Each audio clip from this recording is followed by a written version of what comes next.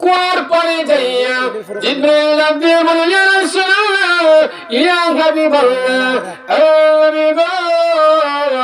আপনি রশিটা হাতে লাগাইয়া আপনি ওই কুয়ার মধ্যে ছেড়ে দেন।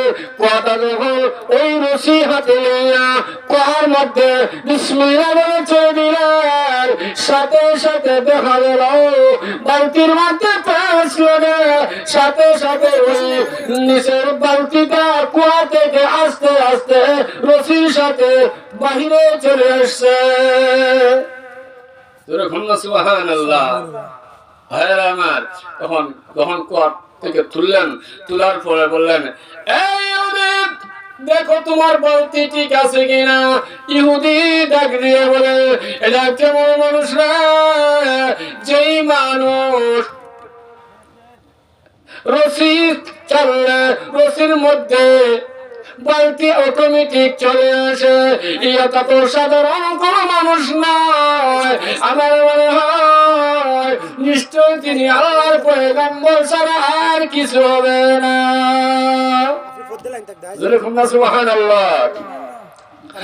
ইহুদি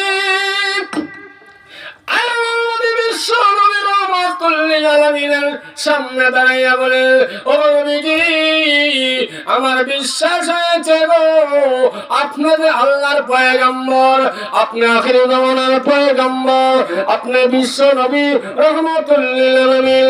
আমি যে অন্যায় করেছি, বেয়াদবি করেছি, নবীজির পায়ের মধ্যে পড়ে গেছে, আমাকে মাফ করে দাও ইয়া রাসূলুল্লাহ, ইয়া হাবিবাল্লাহ। আমি আর দেরি করতে চাই না, এই মুহূর্তে আমাকে পড়ে আজান লা ইলাহা ইল্লাল্লাহু মুহাম্মাদুর রাসূলুল্লাহ সাল্লাল্লাহু আলাইহি ওয়াসাল্লাম। ইহুদি কালিমা পড়া মুসলমান হয়ে গেছে। এই কারণে ইহুদি যেই মুসলমান হইল, তার মধ্যে কারণ হইল বিশ্বনবীর চরিত্রের গুণে গ্রহণ। ঠিক না? ঠিক না? ঠিক। বিশ্বনবীর চরিত্র গুণা ইহুদি কালিমা পড়া মুসলমান হয়েছে। এই জন্য কোন মানুষের নেতৃত্ব দিতে গেলে তার চরিত্র গঠন করা লাগে। আর ইমানের পাশাপাশি হইল 5 ওয়াক্ত নামাজ হওয়া লাগে।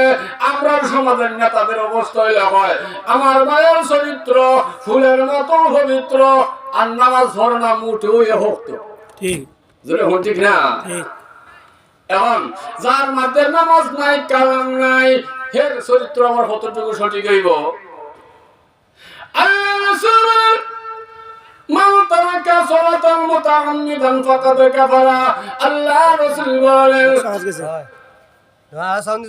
যেই ব্যক্তি ইচ্ছাকৃতভাবে এক ওয়াক্ত নামাজ ছেড়ে দেয়, যেই ব্যক্তি ইচ্ছাকৃতভাবে নামাজ কাজা করে, সে কাফের হইয়া যায়।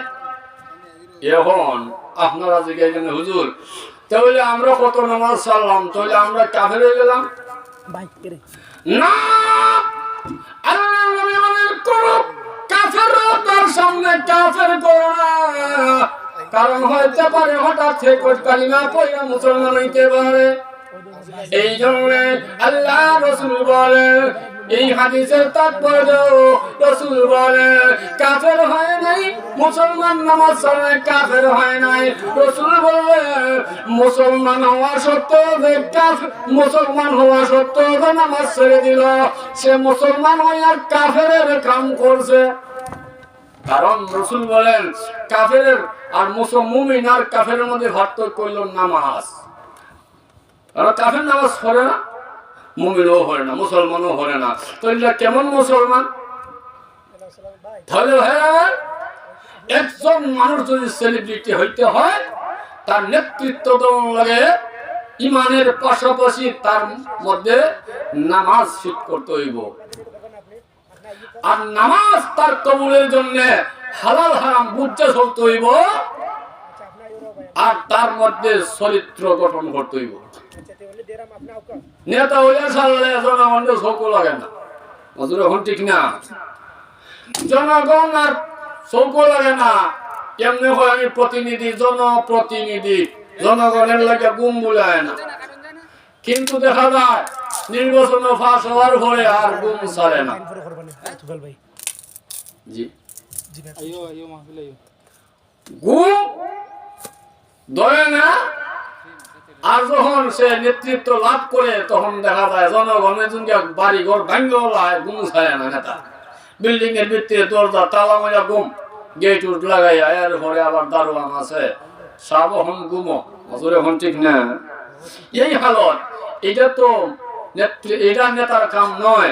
উমর ইবনুল খাত্তাব রাদিয়াল্লাহু তাআলা আনহু উনি রাত্রের বেলা ঘুমাইতেন না, ছদ্মবেশে ঘুরতেন, দেখতেন দেশের মানুষ কোন হালতে আছেন, কেউ কোনো কষ্টের মধ্যে আছে কিনা। আর বিশ্বনবী রাহমাতুল লিল আলামিন উনার কাছে যে গিয়েছে শান্তি পেয়েছে। নবীজির কাছে কেউ কিছুর জন্য দরখাস্ত করলে রাসূল খালি হাতে ফেরত দেন নাই। ভাইরা নবীজির চরিত্র এমন চরিত্র, রাহমাতুল লিল আলামিনকে গালি দিলে রাসূল গালির জবাব গালি দেন নাই। ইহুদ নাসারারা কাফেররা নবীকে মারছে কিন্তু নবীজি কোনোদিন প্রতিবাদ করেন নাই। কেন? আল্লাহ বলেন ইন্নাল্লাহা মা'আস সাবিরিন।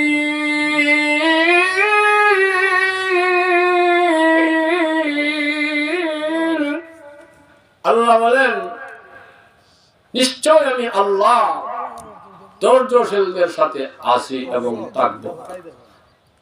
ধৈর্য ধারণ করতে হইব।